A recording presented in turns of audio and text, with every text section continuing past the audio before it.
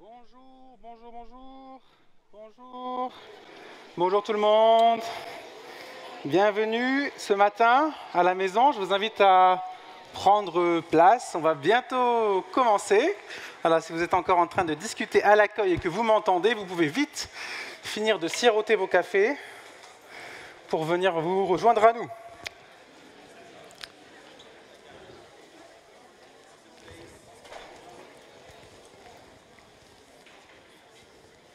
Bienvenue. Bienvenue à la maison de prière. Surtout si c'est la première fois que vous venez ici parmi nous, vraiment sentez-vous les bienvenus. Voilà, comme on dit, bienvenue à la maison. Le nom de cette église, c'est... Quel est le nom de cette église? Je pense que vous le connaissez. Une famille qui grandit. Et une famille, qu'est-ce qui caractérise une famille? C'est des relations. Donc, bienvenue à la maison. Et puisque c'est des relations, je vous invite à dire bonjour à la personne qui est à votre gauche, à votre droite, et à l'accueillir.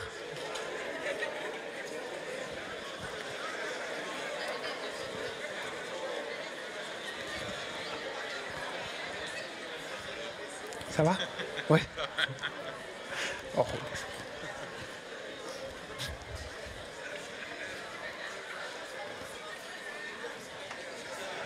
Bonjour. Voilà. Bienvenue à tous.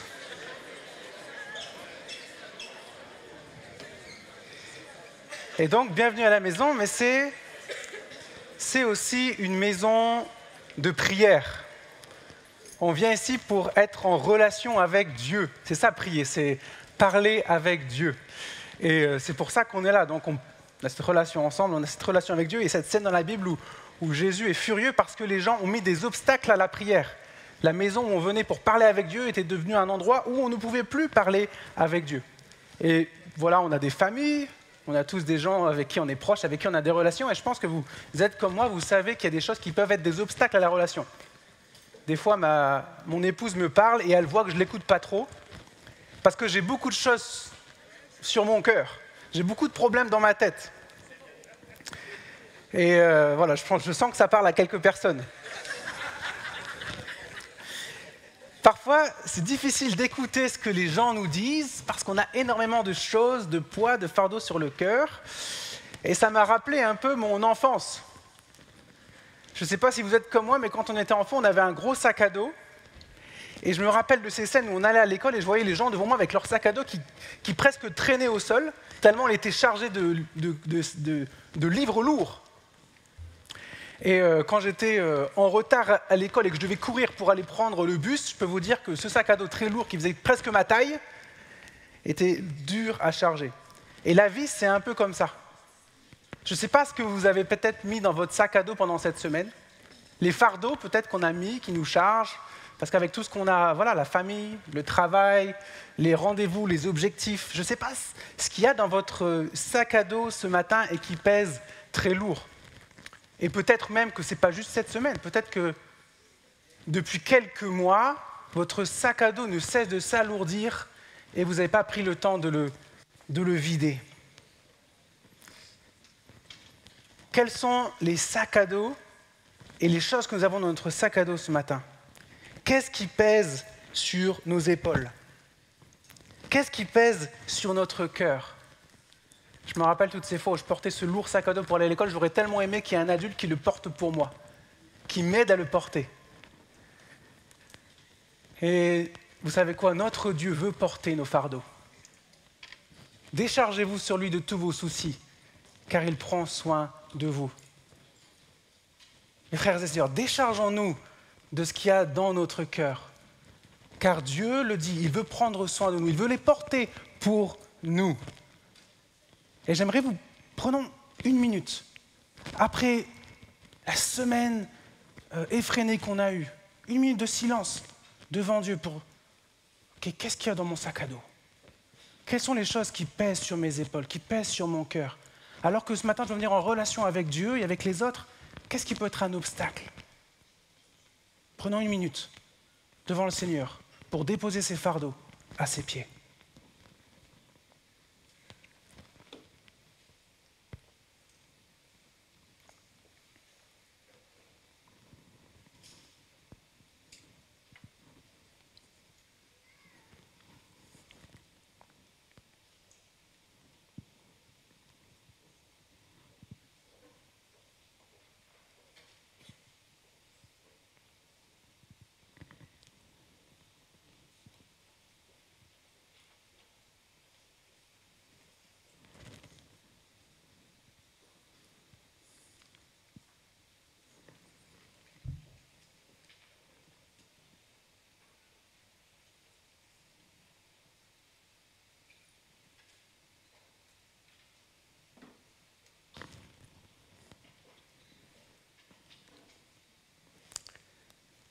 Dieu est le Dieu qui peut porter nos fardeaux. Il est puissant, il est fort, il est grand. Il peut porter tous les fardeaux, tous les sacs à dos de ce matin que nous avons. Aussi lourds soient-ils, il peut les porter. Nos soucis ne sont pas petits, mais pour Dieu, il peut tous les porter. S'il peut déplacer les montagnes dans la mer, alors les sacs à dos, il peut les porter. Il peut les porter. Nous allons chanter ensemble que notre Dieu est grand et qu'il peut porter tout ce que nous avons à mettre sur ses épaules. Levons-nous et prions ensemble avant de nous adresser à lui dans la louange. Seigneur, merci parce que tu connais chacun de nos fardeaux, chacun de nos poids. Tu connais ce qui s'est passé pendant cette semaine. Tu sais ce qui se passe dans notre cœur. Tu sais tous les obstacles qu'il peut y avoir entre nous et toi ce matin. Tu connais toutes les choses qui sont là et qui nous préoccupent. Seigneur, peut-être qu'il n'y a pas grand-chose dans notre sac à dos, peut-être qu'on est venu léger, mais peut-être qu'on est si lourd, qu'on est venu du bout des pieds, on a du mal à venir ici. Seigneur, je t'en supplie, viens et libère ton peuple, que nous puissions tous déposer nos fardeaux à tes pieds et chanter à quel point tu es grand et tu es tout suffisant pour nous. Amen.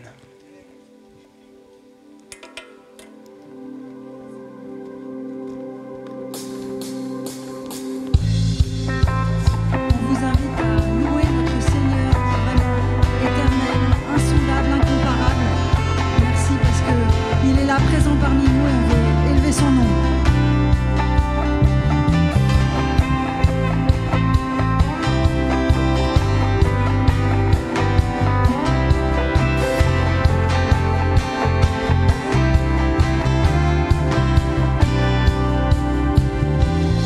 Tu es grand et admirable, tu es saint et véritable, éternel, incomparable. Tu es là, tu es fort et insondable, infini et redoutable, majestueux et immuable. Tu es là, nous te chantons, nous proclamons, tout puissant, souverain. Tu tiens ma vie dans ta main, Rédempteur, couronné, par toi je suis libéré.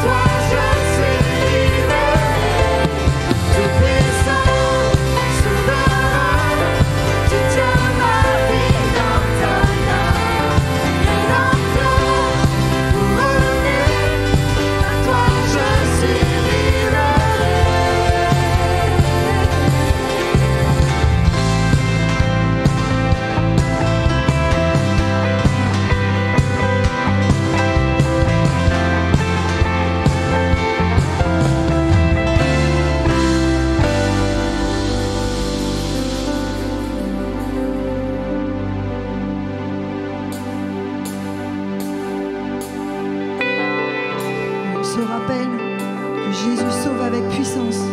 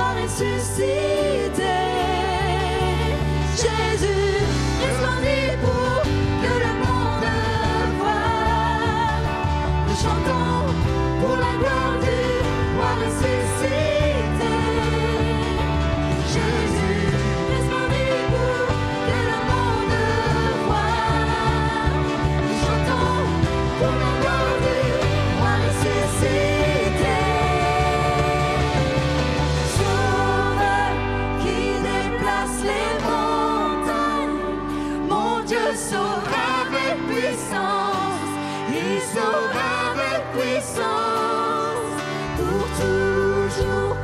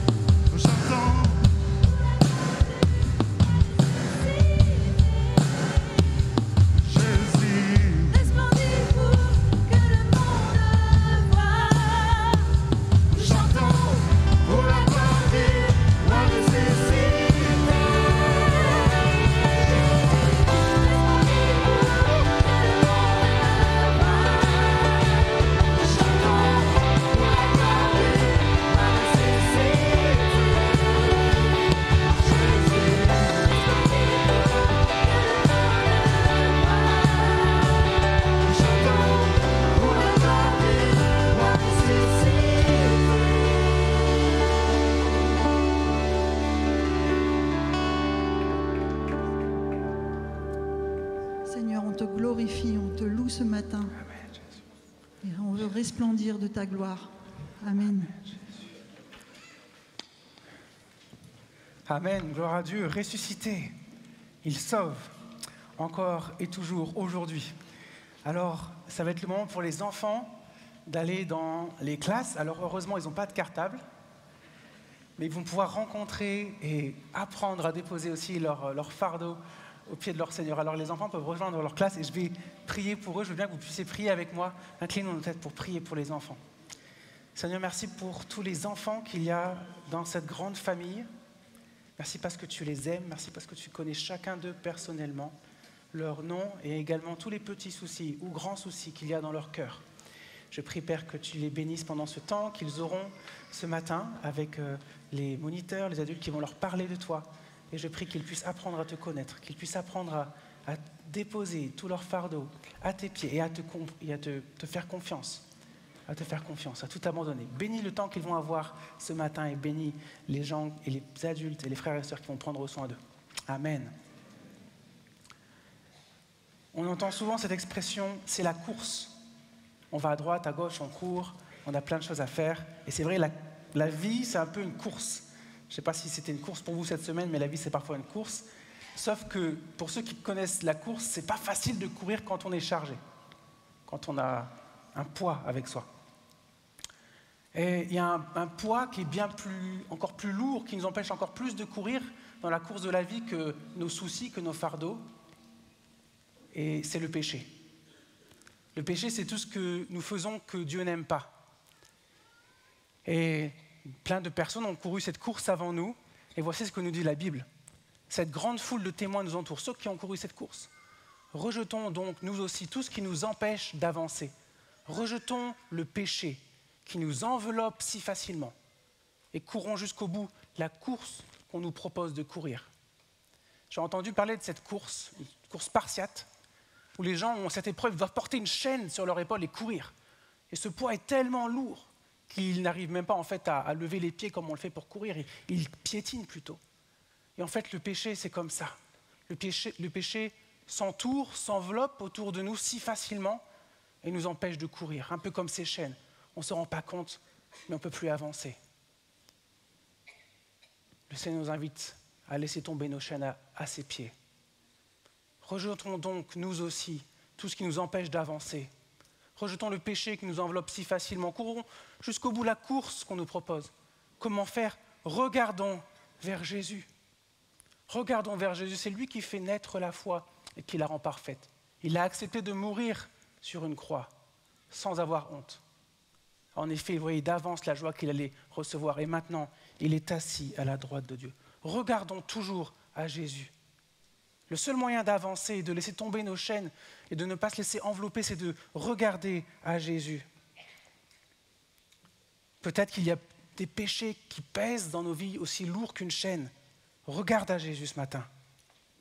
Et la meilleure manière de regarder à Jésus, c'est de regarder à la croix. Parce que c'est à la croix qu'il a porté tous nos péchés, toutes nos chaînes. C'est le plus bel acte d'amour qu'on puisse voir. Jésus qui prend nos péchés, nos chaînes, les choses qui nous enveloppent si facilement, qui les prend sur lui et qui les porte à la croix. Rejetons tout fardeau et le péché qui nous enveloppe si facilement, frères et sœurs. Jésus est mort pour cela. Comment le faire ? Regardons à Jésus. Regardons à son amour sur la croix. Regardons à Jésus. Et c'est ce que nous allons faire dans les prochains chants. Nous allons regarder à Jésus. Regarder à son amour manifesté sur la croix. Pendant les prochains chants, chantons son amour et laissons tomber nos chaînes. Laissons tomber nos chaînes.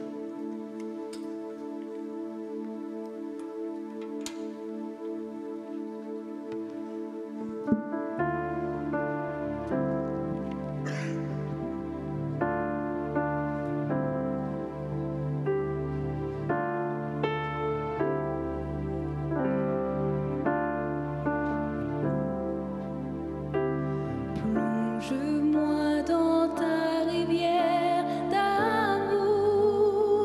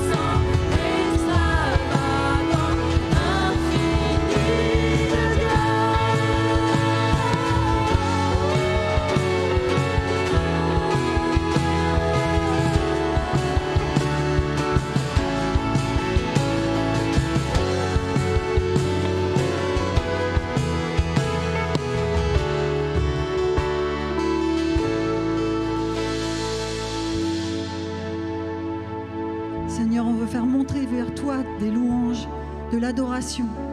Que ton assemblée te prie, Seigneur, et te loue. Seigneur, on t'aime, on t'adore.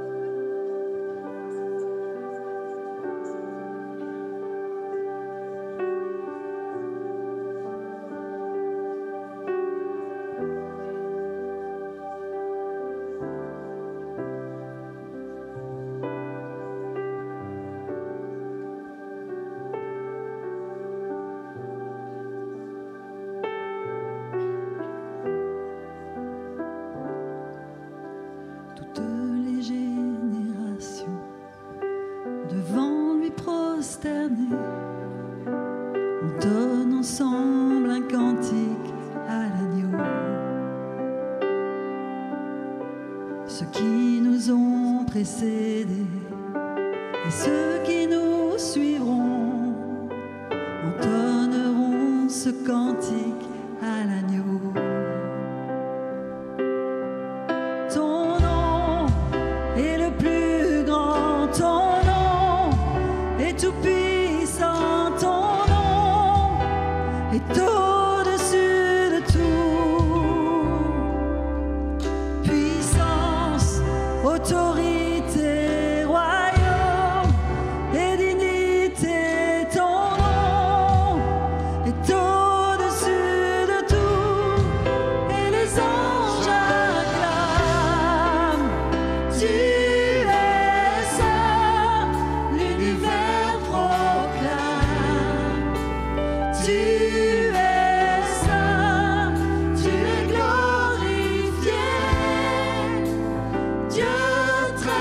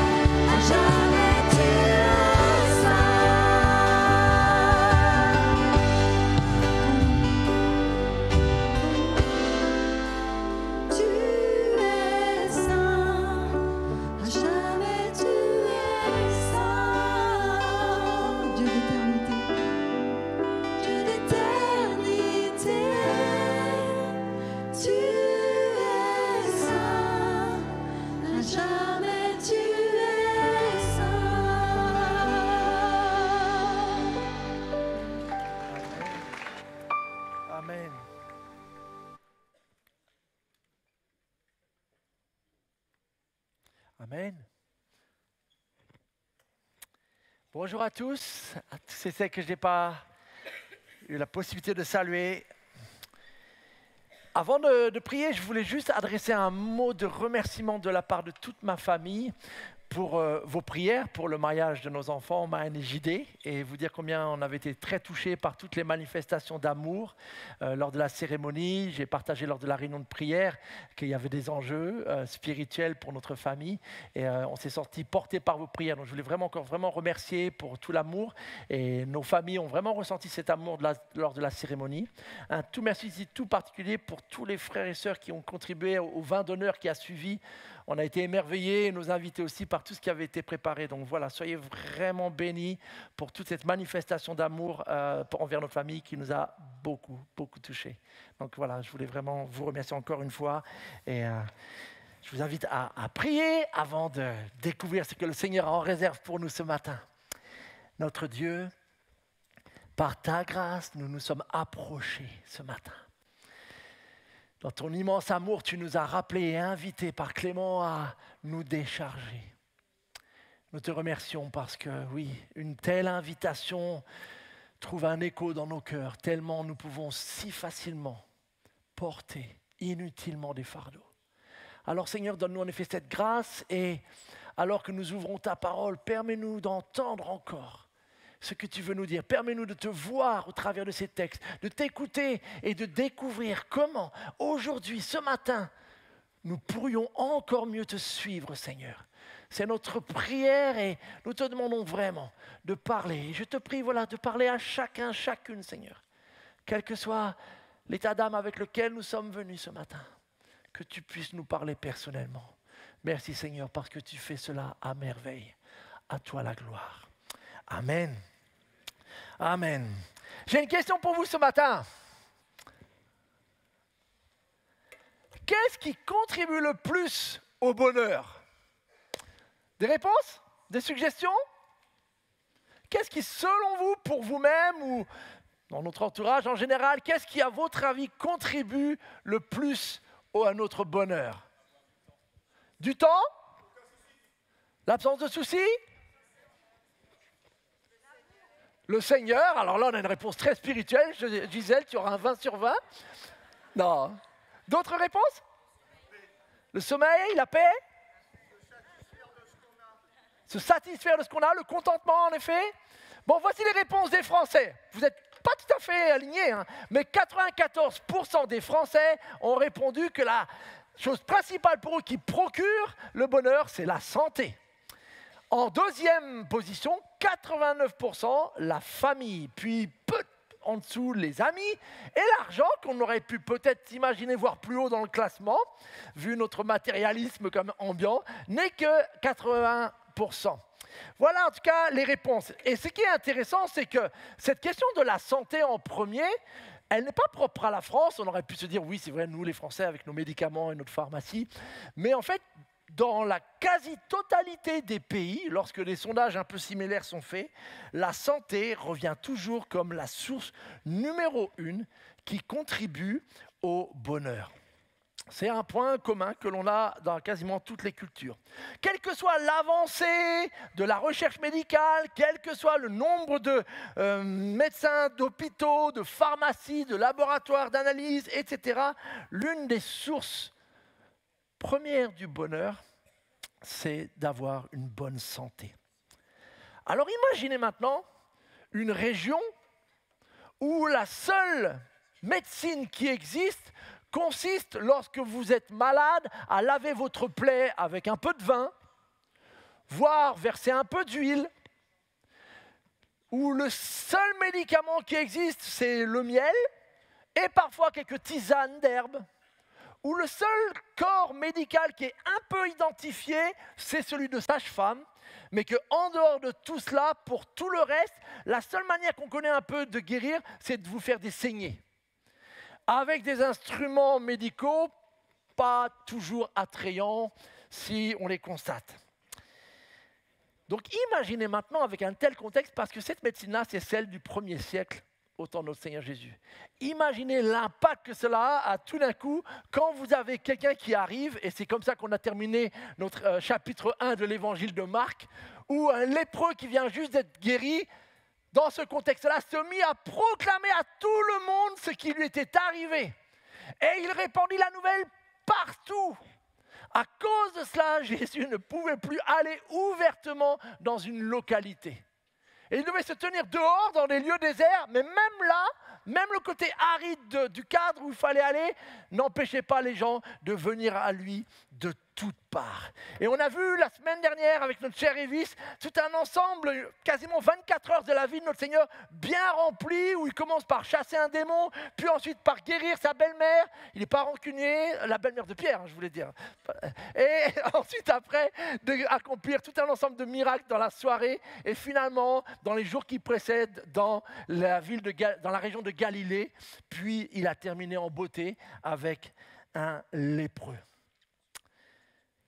Et donc, on quitte le chapitre 1 et forcément, le chapitre 2, en fait, c'est la suite logique. Voici comment il commence, et c'est ce qui va nous préoccuper ce matin, Marc 2. Quelques jours plus tard, donc Jésus s'est absenté, est allé de village en village, vous vous rappelez, et il se rendit de nouveau à Capernaum, un peu son QG quelque part avec ses disciples, puisqu'il y a la maison de Pierre, et on a appris qu'il était justement à la maison, donc cette fameuse maison qui appartient à Pierre et probablement à toute la famille, et où il a déjà accompli un certain nombre de miracles. Et une foule s'y rassembla si nombreuse qu'il ne restait plus de place, pas même devant la porte. Et Jésus leur annonçait le message de Dieu. Et on avait vu avec notre cher Clément le message de Dieu qui consistait pour le Seigneur à proclamer que le royaume de Dieu est désormais là. Jésus-Christ, le roi est là, le royaume est désormais accessible. Et Jésus invitait tous ceux et celles qui l'entendaient à entrer dans ce royaume et à pouvoir se tourner en plaçant leur confiance en lui. Donc ça, c'est le cœur de son message et c'est ce qu'il prêche à nouveau à Capernaum, à ceux qui sont rassemblés. Et puis, la suite continue, c'est qu'on lui amena un paralysé porté par 4 hommes. Mais ils ne purent pas le transporter jusqu'à Jésus à cause de la foule. Alors, ils montèrent sur le toit en terrasse, ils défirent la toiture de la maison au-dessus de l'endroit où se trouvait Jésus, et par cette ouverture, ils firent glisser le brancard sur lequel le paralysé était couché. J'ai travaillé assez longtemps comme brancardier dans le milieu hospitalier et j'avais besoin juste de moi et d'un bon brancard avec des bonnes roulettes pour pousser un patient. Mais à l'époque, pour porter quelqu'un qui était paralysé, il fallait au moins 4 personnes. Et on le voit dans ce texte, c'est que non seulement ils vont faire cela par amour pour cet homme, mais le problème c'est qu'en fait, ils ne peuvent pas entrer dans la maison. Et donc vous avez peut-être vu des fois dans les versions du film Jésus, les différentes, cette fameuse scène. Oui, il n'y avait pas de tuiles en ardoise ou autre, et donc ils ont pu simplement défaire le toit et glisser avec des cordes, ou faire descendre plutôt avec des cordes cet ami paralysé devant le Seigneur Jésus lui-même qui était à l'intérieur. Et le Seigneur Jésus va réagir de la manière suivante. Lorsqu'il vit quelle foi ces hommes avaient en lui.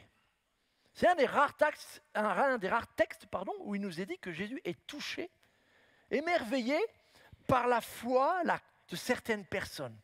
Pourquoi ? Parce que quelque part, vous imaginez, avec tous les miracles que Jésus a déjà accomplis, il y a une foule de curieux qui est venue voir le spectacle quelque part. On n'a pas beaucoup de guérisseurs qui savent faire ce que Jésus sait faire. Je vous rappelle le contexte de la médecine de l'époque. Et donc, tout le monde veut l'entendre, tout le monde veut l'écouter, et puis tout le monde peut-être espère assister à un miracle. Mais là, on nous dit que ces hommes-là ne sont pas juste des curieux, ils ne sont pas juste enthousiastes, mais quelque part, ils ont fait le lien avec ce qui s'est passé depuis quelques jours, avec le besoin d'une personne. On ne sait pas s'ils le connaissent ou pas, ou s'ils sont juste portés volontaires, mais ils se disent, s'il y a quelqu'un qui peut faire quelque chose pour cet homme, assurément c'est Jésus. Et là, d'une manière très simple, on a une petite définition finalement de ce qu'est la foi. En tout cas, la foi chrétienne. C'est la confiance que Jésus est capable et suffisant pour répondre à nos besoins. C'est cette foi-là que ces 4 hommes ont eu pour cet ami. Parce qu'il fallait quand même être audacieux pour faire tout ce qu'ils ont fait, et puis un peu persévérant quand même, pour aller jusqu'à défaire le toit de toute une maison, interrompre quasiment l'enseignement de Jésus, mais ils étaient convaincus que si quelqu'un pouvait faire quelque chose, c'était Jésus. Il en était capable et il était suffisant pour cela. Maintenant, vous imaginez la scène et le silence, un peu comme celui en ce moment. Jésus est en train de parler, en train d'enseigner. Tout d'un coup, ça bouge, de la lumière, probablement de la poussière tombe un peu dans la maison. Et puis on descend se paralyser. Il nous est dit que la pièce, elle est remplie. Tout le monde maintenant est suspendu aux lèvres de Jésus. Tous les spots sont braqués sur lui. Que va-t-il dire? Voici ce qu'il va dire. Lorsqu'il vit quelle foi ces hommes avaient en lui, Jésus dit au paralysé, « Lève-toi, prends ton brancard et rentre chez toi. » Est-ce que c'est ça que Jésus a dit? Oui, c'est pour ça que ça peut des fois être utile d'amener nos Bibles. C'est que parce que là, en fait, je ne vous dis pas la vérité. Jésus n'a pas dit ça. Pas encore. Mais ce n'est pas ce qu'il a dit. Jésus, de manière extrêmement intelligente, pédagogique et pertinente, va justement pas dire ce que tout le monde attend. Parce que vous imaginez bien que c'est ce que tout le monde attend. Que Jésus redise un peu ce qu'il a déjà dit dans les jours précédents. Par exemple, je ne sais pas moi, que la paralysie quitte cet homme. Ou peut-être, je le veux, sois guéri. C'est ce qu'il a dit aux paralytiques, c'est ce qu'il a, aux lépreux, c'est ce qu'il a dit à d'autres personnes. Donc c'est ce que tout le monde s'attend. Et c'est probablement quand même pour ça que ces hommes ont descendu se paralyser devant Jésus. Mais non, ce n'est pas ce que Jésus va dire. Voici ce qu'il va dire à ce moment-là. La toute première chose que Jésus va dire, c'est « Mon enfant, tes péchés te sont pardonnés. » Il y a quelques semaines, j'ai évoqué avec vous le fait que Marc aime bien mettre en évidence une attitude de notre Seigneur Jésus de souvent prendre ses auditeurs ou ses personnes autour de lui à contre-pied. C'est-à-dire, à un moment donné où ils s'attendent forcément à ce que Jésus dise ça, fasse cela, Jésus volontairement ne rentre pas dans leur attente quelque part, mais un peu par surprise, les prend à contre-pied. Jésus a enchaîné les miracles. Sa réputation ne cesse de se répandre. Et dans l'évangile de Marc, vous allez voir, c'est l'évangile où il y a la plus grande densité de miracles pour un si court évangile. Il a tout guéri, fièvre, lèpre, multiples oppressions spirituelles, etc.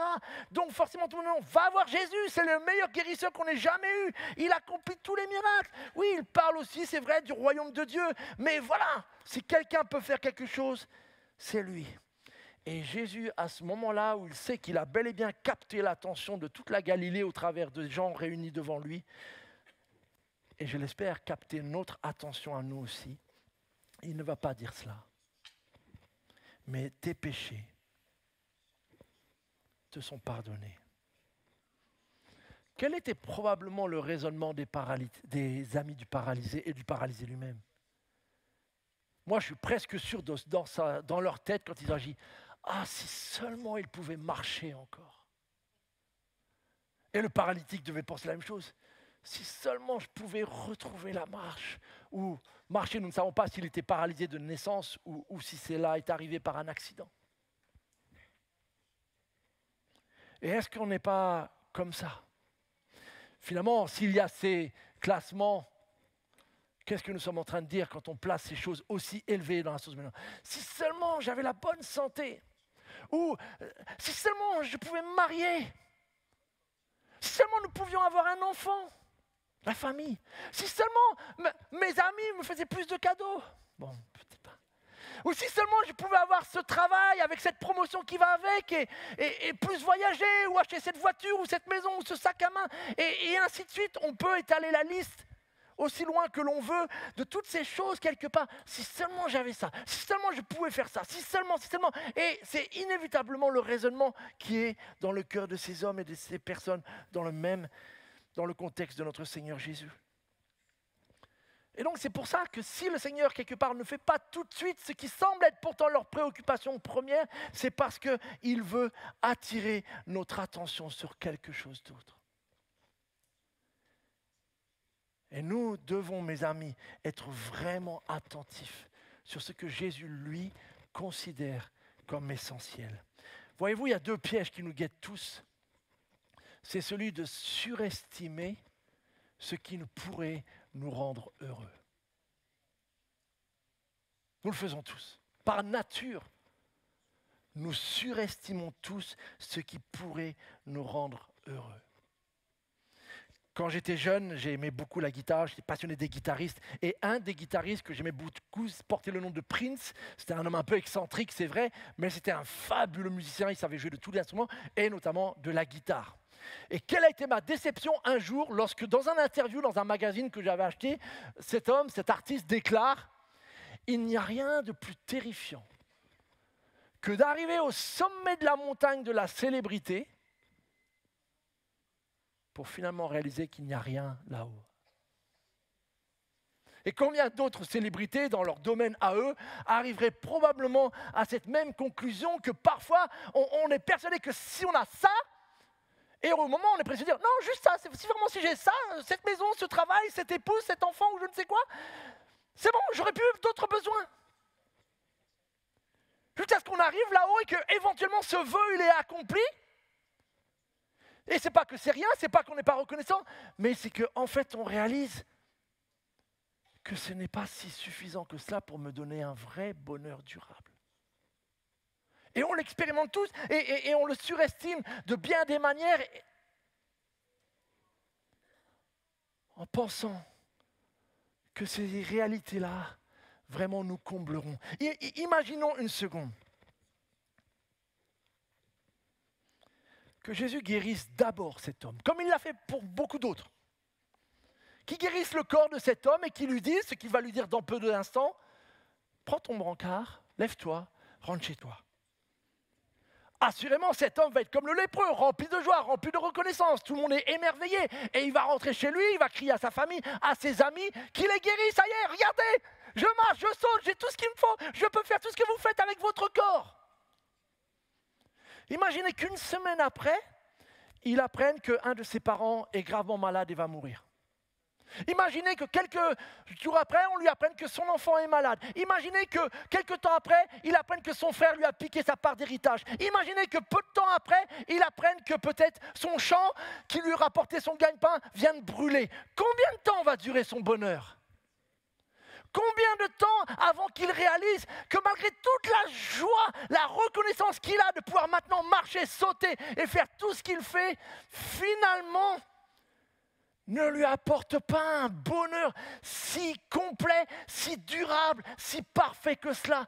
Parce qu'une autre mauvaise nouvelle peut aussitôt venir gâcher quelque part. Combien de fois vous n'avez jamais expérimenté cela ? Combien de fois j'ai cru ? Ah non, mais si je me rappelle une fois, si j'avais cette guitare, c'est bon. C'est bon. C'était la Rolex dont parlaient certaines personnes à l'époque. Et il y avait cette guitare dans la vitrine et je la regardais. Et en effet, un jour, je l'ai eue à Noël. Et j'étais tout content. C'est bon, la vie peut s'arrêter là. J'ai la guitare dont j'ai toujours rêvé. Un mois après, je suis allé à mon cours de guitare. Le problème, c'est que j'avais eu la guitare et pas l'étui qui va avec. Donc déjà, j'étais un peu moins heureux. Mais la chose incroyable, c'est que du coup, j'ai utilisé un autre étui de guitare qui n'était pas adapté à cette magnifique guitare. Mais je l'ai quand même serré, j'ai essayé de fermer la fermeture. Je sors de mon cours de guitare, je vois le bus courir, comme toi, Clément, tout à l'heure avec le bus, voilà. J'ai couru de toutes mes forces pour attraper le bus. L'étui de guitare s'est ouvert et j'ai traîné la guitare sur le macadam sur 10 mètres. Combien de temps a duré mon bonheur d'avoir la guitare de mes rêves ? Il s'est écroulé quand j'ai pleuré dans le bus toutes les larmes de mon corps. C'est pas que j'avais pas de raison d'être joyeux d'avoir une nouvelle guitare. C'est pas que j'avais pas des raisons d'être reconnaissant. Mais si je mets mon bonheur là, c'est qu'une question de temps avant que ce bonheur disparaisse. Nous surestimons ce qui pourrait vraiment nous rendre heureux. Et Jésus est en train d'évoquer cela en disant cela, mais il est en train d'évoquer une autre vérité. Et celle-là, nous devons l'entendre parce que c'est vraiment celle que le Seigneur Jésus veut que nous entendions. Nous sous-estimons le problème le plus important de notre vie, notre relation avec Dieu. Dans le sondage sur ce qui procure le bonheur, je ne sais même pas si cette idée-là vient quelque part dans le sondage avec quelques pourcents, peut-être 1 ou 2%. Il n'y aurait eu que Gisèle, peut-être, qui aurait répondu, et donc on aurait eu 1% de bonnes réponses.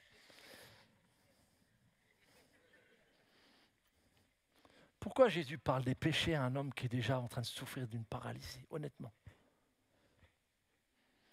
Voyez-vous, le péché, c'est le terme que la Bible utilise pour parler, pour décrire tout ce qui nous empêche d'avoir une relation en bonne santé avec Dieu. Et donc vous imaginez bien qu'en fait, derrière ce simple mot péché, la liste est extrêmement longue. Mais il sert à décrire tout ce qui empêche, gâche, prive, fait obstacle à cette relation en bonne santé. Notre orgueil, nos rébellions, nos désobéissances, etc., etc. Qu'il s'agisse de paroles, d'actes ou même de pensées, tout cela nous empêche d'être dans une relation en bonne santé avec Dieu. Et donc, quand Jésus déclare à ce paralytique « Tes péchés te sont pardonnés », il vient de déclarer à cet homme « Ta relation avec ton Créateur, avec ton Dieu est restaurée. Ta relation avec Dieu est rétablie. Ta relation avec Dieu est en paix. »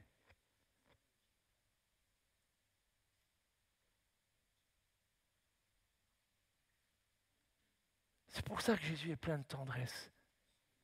Mon enfant, tes péchés te sont pardonnés. C'est ce qui permet à dire à une femme très connue du nom de Joni Eareckson Tada, une femme qui a écrit plusieurs livres très très touchants, je vous recommande d'en lire, vraiment, et qui suite à un accident de natation de mémoire, de plongée sous-marine, est devenue paraplégique. Et pourtant dans tous ses livres et dans ses témoignages, avec beaucoup de force vraiment, et de sincérité, elle arrive à écrire ceci et à dire de bien des manières: mon handicap physique ne peut même pas se comparer à cela. Elle parle de sa relation avec Dieu. Et elle va jusqu'à dire, en fait, je préfère être dans ce fauteuil roulant en connaissant Jésus comme je le connais, plutôt qu'être debout sans lui et sans la paix qu'il donne.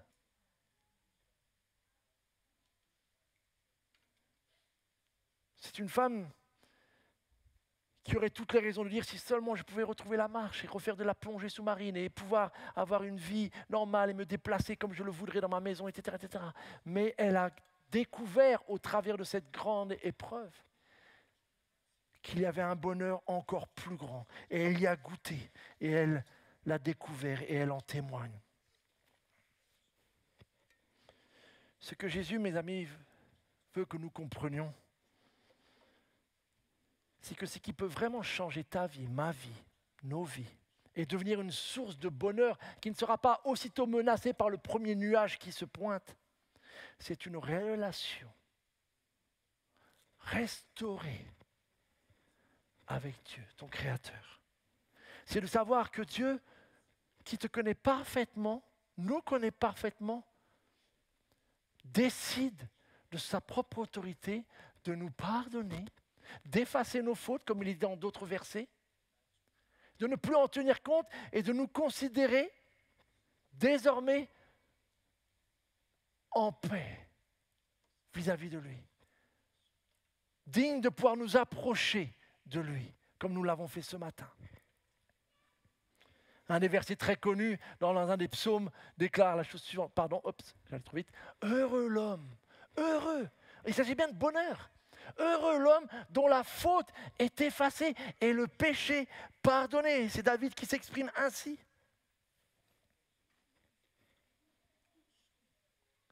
As-tu expérimenté ce cadeau du pardon prononcé par Jésus dans ces mots? L'as-tu déjà entendu te dire? Et tu peux remplacer le mot « mon enfant » par ton prénom. Manu, tes péchés te sont pardonnés.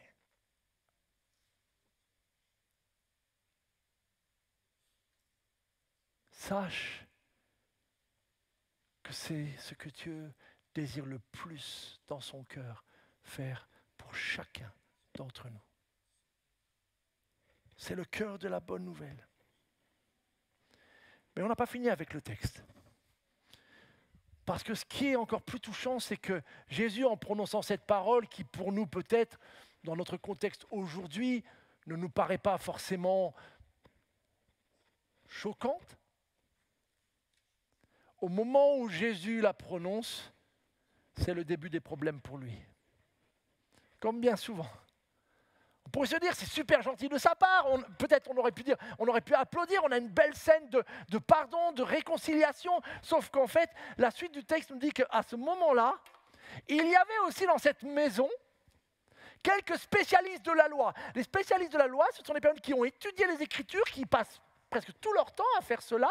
Parfois, on les nomme par le nom un peu de leur orientation, un peu. Il y a les pharisiens, les sadducéens. Et donc, les spécialistes de la loi qui connaissent parfaitement les Écritures et qui sont venus, parce qu'eux aussi sont curieux quand même de tout ce qu'ils entendent parler. Et donc, ils sont venus et ils sont là et ils assistent. Sauf que quand Jésus déclare « Mon enfant, tes péchés sont pardonnés », eux, ils se mettent à raisonner en eux-mêmes. Et regardez ce qu'ils se disent. Comment cet homme, parce que c'est Jésus humain, incarné, qui vient de prononcer ça, comment cet homme ose-t-il parler ainsi? Il blasphème. Et le blasphème, ce n'est pas une petite problème, hein, ce n'est pas une petite contravention. Le blasphème, c'est passible de la peine de mort. On pouvait vous lapider pour un blasphème. Qui peut pardonner les péchés si ce n'est Dieu seul? Parce que Jésus n'a pas dit au paralytique, « Mon Dieu te pardonne ».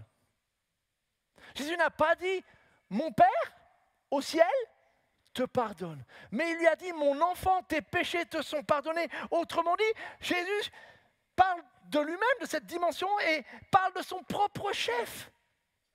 Et du coup, c'est le retour de cette question de l'autorité. Vous vous rappelez, on avait vu que lorsque Jésus a prêché pour la première fois dans la synagogue de Capernaum et qu'il chasse un démon, quelle était la réaction des gens? Quel est cet homme qui parle avec autorité? Même les esprits se barrent quand il parle. Et puis d'autres avaient été surpris par l'autorité de son enseignement. Ils disaient, mais personne chez nous parle comme lui. Lui, quand il parle, on a l'impression que c'est Dieu direct qui nous parle avec une autorité unique. Et donc Jésus enseigne avec autorité, il chasse les démons avec autorité, il fait des miracles et il guérit des personnes avec autorité. Mais voilà en plus qu'il se met à pardonner les péchés. Et il dit non, là il va trop loin. Là les amis, non. Ça, c'est le territoire de Dieu seul. Et vous savez quoi? Eh bien ils ont raison, dans un certain sens. Leur analyse, leur conclusion, elle est quelque part biblique parce qu'en effet, partout dans les Écritures, nous découvrons que seul un Dieu saint, juste et digne et capable a l'autorité pour prononcer un jugement. La raison pour laquelle nous osons difficilement quelque part nous condamner, bien que nous le faisons souvent dans nos cœurs, c'est parce qu'on sait que nous-mêmes, on n'est pas forcément 100% exemplaires. Mais donc du coup, seul un Dieu saint est digne de pouvoir juger. Et donc, seul lui peut éventuellement choisir autre chose que le jugement et offrir le pardon. Et toutes les Écritures sont d'accord avec cela. Il y a juste un petit problème avec les chefs de la loi. C'est que c'est vrai, ils analysent bien les textes, mais assez souvent, et c'est que le début du problème, on va voir qu'ils les comprennent aussi souvent de travers.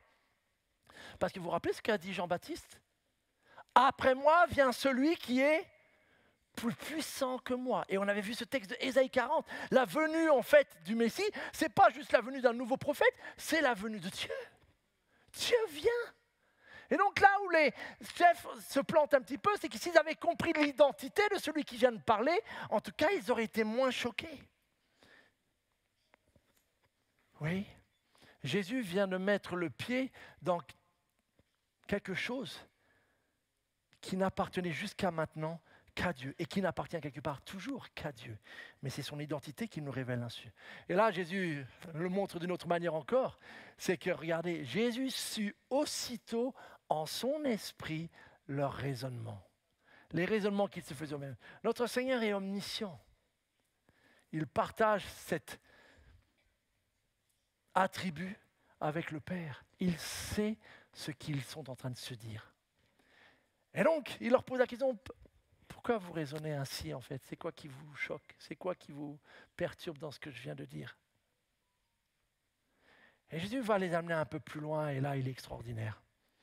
Ok, vous raisonnez, vous dites, donc voici ce que je vais vous proposer pour vous aider à comprendre. Réfléchissons une seconde. Qu'est-ce qui est plus difficile, ou plus facile plutôt, de dire? Si je dis à quelqu'un, Antoine, tes péchés te sont pardonnés.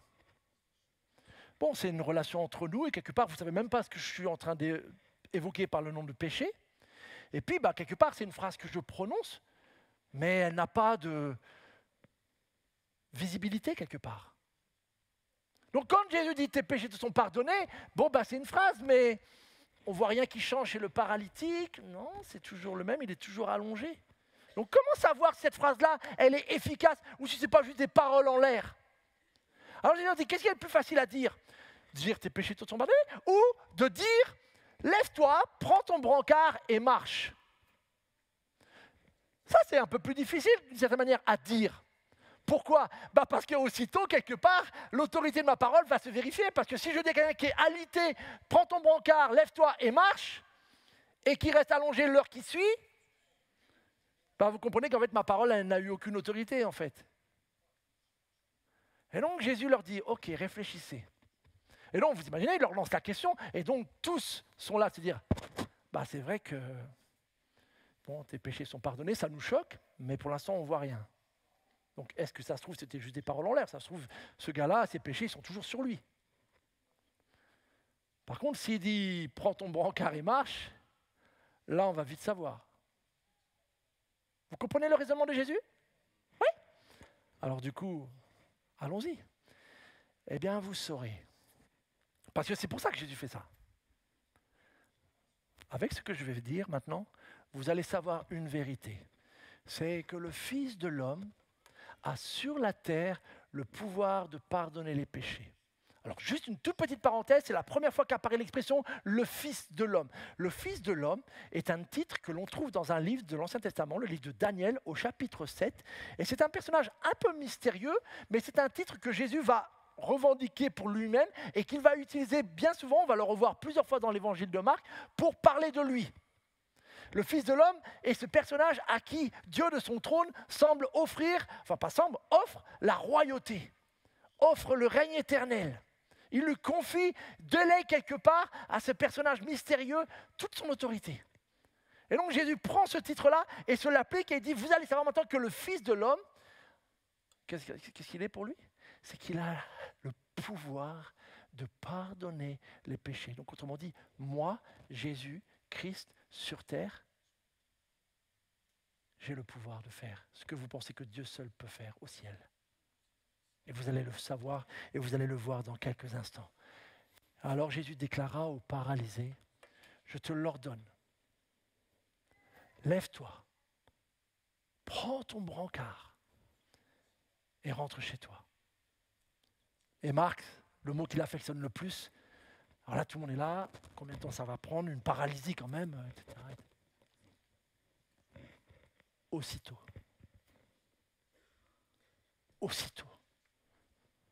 Comme si le gars, en fait, n'avait jamais été paralysé, en fait. Aussitôt, cette parole prononcée de la bouche de notre Seigneur, l'homme se leva, il prit son brancard, il sortit devant tout le monde. Et franchement, j'espère qu'il y a un système au ciel qui va nous permettre de revivre des événements, un peu comme des replays, vous savez. Parce que moi, franchement, ça en fait partie, mais vous imaginez, vous êtes dans la scène, vous avez vu les gens, et disent, waouh, ils ont vraiment de l'amour pour ce gars-là, mais quand même une paralysie, il ne faut pas rêver non plus. Hein. Ils le descendent. Et Jésus dit cela. Et là, il passe devant moi et... Tu marches?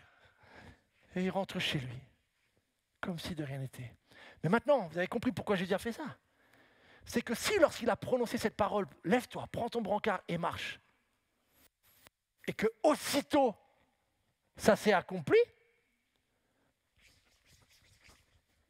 quand il a dit, mon enfant, tes péchés sont pardonnés, aussitôt, cet homme a été restauré dans sa relation avec Dieu. Pourquoi? Parce que je veux que vous sachiez que moi, Jésus de Nazareth, fils de l'homme, j'ai sur la terre le pouvoir de pardonner les péchés. Maintenant, vous le voyez avec cet acte.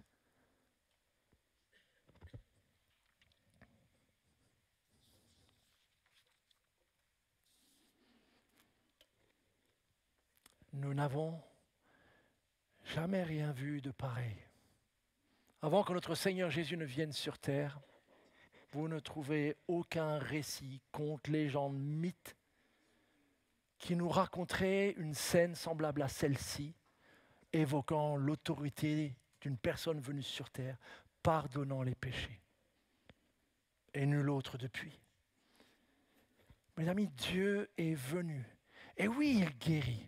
Oui, il veut, et nous sommes appelés à prier pour notre bonne santé des uns des autres. Et nous le faisons, et nous voulons, et nous continuerons à prier lorsqu'une personne autour de nous est touchée par la maladie.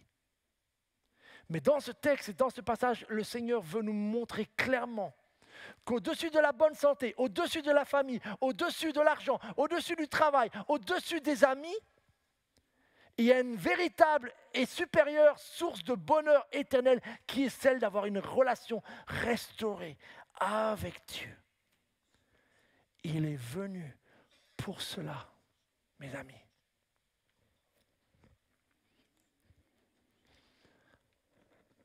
Nous venons de voir Jésus, peut-être d'une scène que vous connaissez déjà.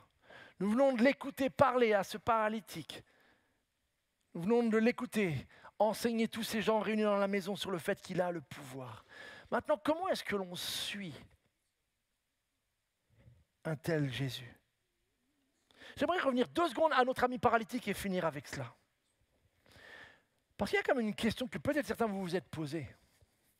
Mais attends un peu. Comment se fait-il que Jésus pardonne les péchés de cet homme alors qu'il n'a rien demandé? Comment se fait-il qu'il le pardonne alors qu'il n'a même pas exprimé, apparemment, ou du moins de manière orale, son désir d'être pardonné? Pourquoi cette question? Parce que si je reprends par exemple le fameux psaume 32, regardez le verset 1. Oui, heureux l'homme dont la faute est effacée, le péché pardonné. Mais comme dans bien des textes qui nous parlent de pardon, peu de temps après, il précise, je t'ai avoué ma faute, je n'ai plus caché mes torts. Et j'ai dit, je reconnaîtrai devant l'Éternel les péchés que j'ai commis. Autrement dit, je me suis confessé. Et alors, tu m'as déchargé du poids de ma faute. Et bien des textes évoquent qu'en général, ce qui précède le pardon, c'est au moins l'expression d'un regret. Et c'est vrai, c'est au moins l'expression d'un remords, d'une repentance, d'une confession, d'un aveu de vérité, comme dans ce psaume. Or là, apparemment, on n'a rien de tel chez ce paralytique. Donc, est-ce que Jésus est en train de faire une exception? Je ne le crois pas. Je vous propose, et je pense personnellement, qu'en fait, il y a un indice quelque part dans le passage lui-même. C'est ce verset. Par ce simple verset, il nous est dit que Jésus sut aussitôt ce que les pharisiens pensaient, les chefs, les spécialistes de la loi. Ma conviction personnelle, c'est que notre Seigneur Jésus, bien sûr, nous appelle à lui confesser nos fautes, à exprimer un pardon, une demande de pardon, un regret, des remords. Mais la bonne nouvelle, c'est que Jésus lit les pensées et les cœurs. Tout comme il a lu les raisonnements que se faisaient, tout comme il a su lire la foi qu'il y avait derrière ces 4 hommes qui ont amené le paralysé, je pense que le Seigneur Jésus, en s'adressant à cet homme et en l'appelant mon enfant, a aussi lu les pensées de son cœur. C'est courant que lorsqu'on a une souffrance, on se demande parfois si on n'a pas fait quelque chose pour le mériter. C'est un réflexe. Imaginez lorsque vous êtes paralysé, toutes les questions que cet homme a dû avoir. Pourquoi est-ce qu'il m'arrive ça? Qu'est-ce que j'ai fait? Est-ce ma faute? Est-ce que c'est celle de mes parents? Est-ce que s'il a marché avant et qu'il lui est arrivé cet accident-là, pourquoi il m'arrive cet accident? Est-ce que j'ai... Et donc, probablement, c'est un homme qui a dû passer beaucoup de temps à s'examiner, à s'interroger, à cogiter, à se dire pourquoi. Peut-être parfois aussi à, du coup, demander pardon, tout en restant paralysé. Mais en tout cas, j'ai toutes les raisons de penser personnellement que Jésus a su ce qu'il y avait dans le cœur de cet homme. Jésus ne lui a pas dit « Allez, tes péchés sont pardonnés parce que c'est 3 fois rien ». Mais il lui a dit avec tendresse « Mon enfant, en fait, je te connais. Bien avant que tu viennes dans cette pièce et que tes 4 amis te descendent, je te connais. Tes pleurs, tes prières, tes cris, tes larmes, tes péchés, je connais tout de toi. Et je te dis, mon enfant, tes péchés te sont pardonnés. » Si Jésus a su lire dans les pensées de cet homme, peut-être ça va t'effrayer, mais ça veut dire qu'il lit aussi dans les tiennes, dans les miennes. C'est qu'il nous connaît parfaitement. Et je voudrais terminer. Il se peut peut-être que ce matin, certains d'entre nous, on n'a jamais véritablement expérimenté ce pardon de Dieu. Peut-être des situations avec des proches où on s'est demandé pardon. Et c'est une très bonne chose, mais ce n'est pas le sujet de ce matin. Je veux que tu saches vraiment que Jésus-Christ, le Fils de l'homme, a le pouvoir et le désir de te pardonner tes péchés, parce qu'il te connaît. Peut-être d'autres, si vous êtes un peu comme moi étant jeune, et pas que jeune, parfois on a déjà demandé pardon à Dieu. Puis le problème c'est qu'en fait une semaine après, un mois après, on revient pour la même chose. Et comme on fait ça assez souvent, on finit par se demander, est-ce que je ne suis pas en train de l'embêter un peu? Toujours venir lui demander pardon pour la même chose ou les mêmes choses. À un point tel que peut-être à un moment donné, on se dit, je ne vais plus l'embêter avec cela, tant pis. Si c'est ton raisonnement ce matin, je veux que tu saches que le Père veut aussi, en Jésus-Christ ton Fils, te pardonner. Et non, tu ne l'embêtes pas. Et non, ce n'est pas une fois de trop.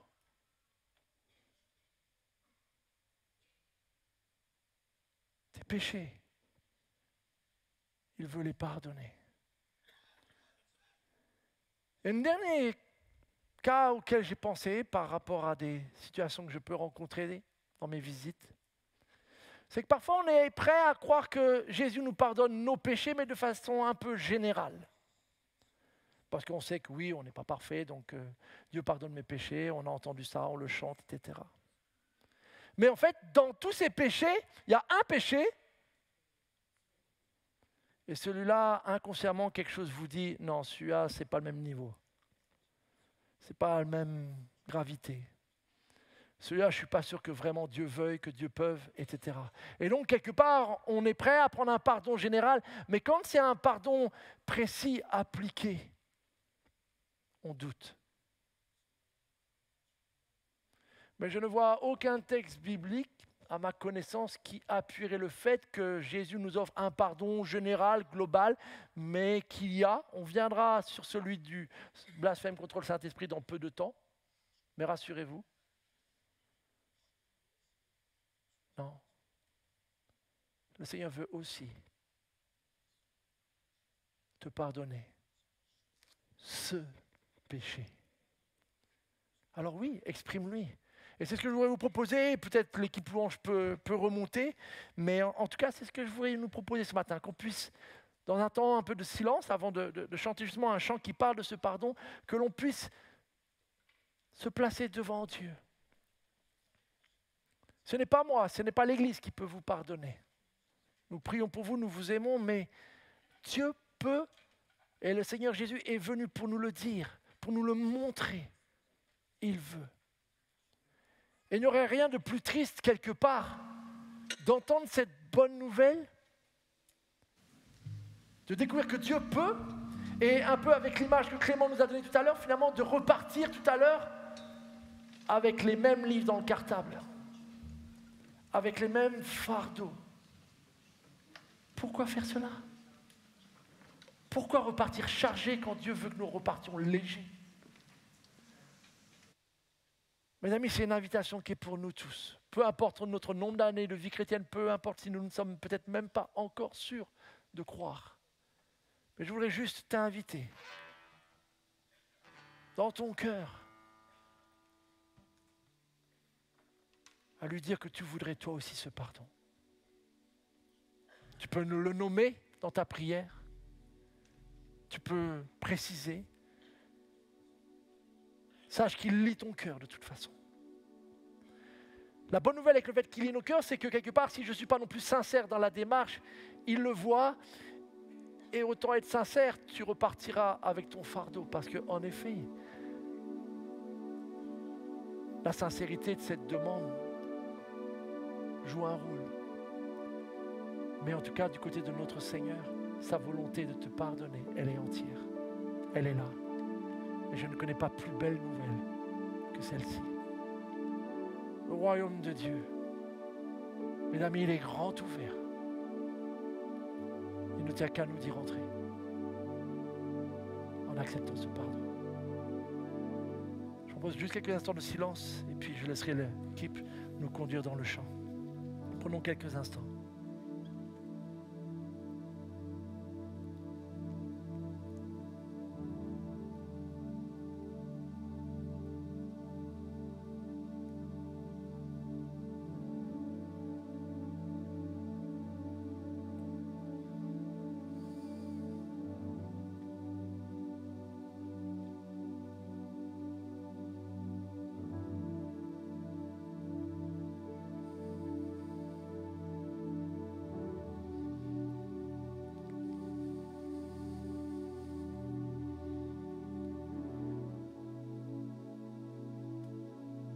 Seigneur Jésus, depuis que je lis les évangiles, cette histoire m'a toujours émerveillé. Cette parole pleine de tendresse et d'autorité que tu prononces envers ce paralytique. Combien de fois j'ai dû me l'appliquer. Je suis tellement reconnaissant que tu sois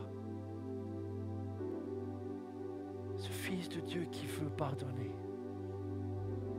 qui ne garde pas son ressentiment à toujours, qui ne nous adresse pas reproche sur reproche sans cesse, mais qui au contraire nous tend la main et nous offre cette restauration, cette réconciliation avec toi. Aussi je te prie, Père, de nous permettre à toutes et à tous, à chacun, à chacune, dans le secret de nos cœurs, de recevoir et de croire que nous aussi, quelles que soient ces fautes qui ont souillé notre relation avec toi, l'ont réduite, tu veux aujourd'hui nous en délivrer et les effacer. Alors je te prie, entends les prières, celles qui sont peut-être exprimées dans les cœurs, celles qui sont peut-être silencieuses parce que c'est trop douloureux, je ne sais pas, Seigneur, mais je sais que tu lis les cœurs. Je te prie, accorde à chacun, à chacune cette assurance que ce pardon, il est aussi pour eux. Il est pour nous tous. Et que tu nous ouvres aussi ce royaume et nous réconcilier avec le Père par pure grâce. Seigneur, nous savons que tu as payé un prix si élevé pour que ce pardon puisse se réaliser. Permets-nous ce matin d'y goûter, d'y regoûter, de le redécouvrir. Permets-nous de le vivre et de demeurer dans ce pardon, Seigneur. Pour la gloire de ton nom, je te prie cela.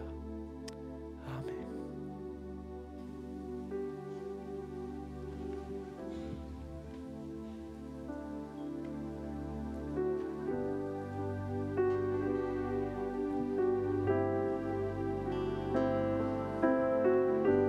Sentez-vous libre de vous lever, de rester assis comme vous voulez. Qu'on puisse proclamer les paroles de ce chant puissant.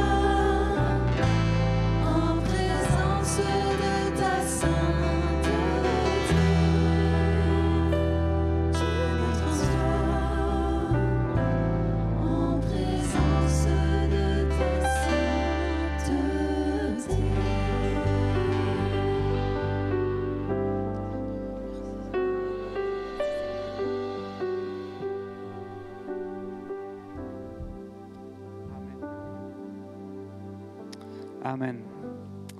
J'espère que ce message ainsi que les chants que nous avons chantés a touché votre cœur comme il a touché le mien aujourd'hui. Je vous rappelle que ce dimanche encore, on a une équipe de responsables qui se tiennent à votre disposition ici sur ma gauche, pas loin de la caméra là-bas, pour discuter avec vous. Si ce matin vous avez été interpellé, vous avez des questions, vous voulez vous confier, prier avec quelqu'un, n'hésitez pas à aller voir ces personnes. Ils ont un tour de cou bleu pour bien les repérer, donc n'hésitez pas à aller les voir. Je termine avec quelques infos sur la vie de notre église. On voudrait souhaiter la bienvenue à Ézéchiel Faucan, le petit de Ruth et Denis. Donc bravo à la famille, on est une famille qui grandit en nombre aussi, et donc Ézéchiel est un des derniers qui a rejoint notre grande famille, donc bravo aux parents. Je vois Denis, tu féliciteras ton épouse aussi Denis pour ça. Autre info, c'est que dans notre événement, dans notre église, nous avons des événements qui sont spécifiques en fonction des tranches d'âge pour les jeunes, les ados, les teens, les jeunes adultes, mais aussi des événements spécialement pour les femmes et pour les hommes aussi. Donc samedi prochain, il y aura une rencontre entre hommes avec cette thématique. Comment vivre avec nos limites ? Ça, c'est un bon sujet pour nous les hommes, n'est-ce pas ?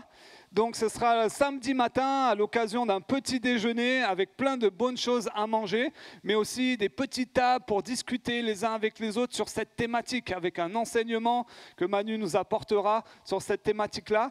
Donc pour cela, messieurs, il faut vous inscrire pour venir participer. Donc pour faire cela, vous allez à l'espace bienvenu, le desk, le comptoir qui est dans notre hall convivial, et vous pouvez vous inscrire en disant « Moi, je serai présent et ce thème m'intéresse et je veux être là ». Donc surtout après le culte, n'hésitez pas à y aller tout à l'heure, après le culte.